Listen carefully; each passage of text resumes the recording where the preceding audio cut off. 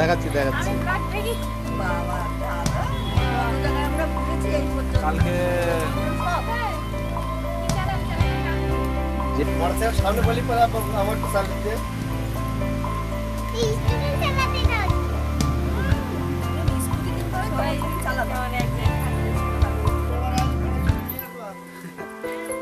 আবার কয়েকদিন 3-4 দিন আবার আসতে হবে।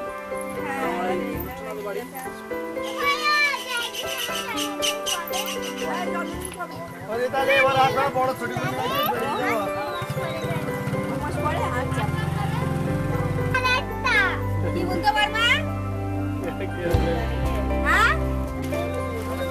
হ্যাঁ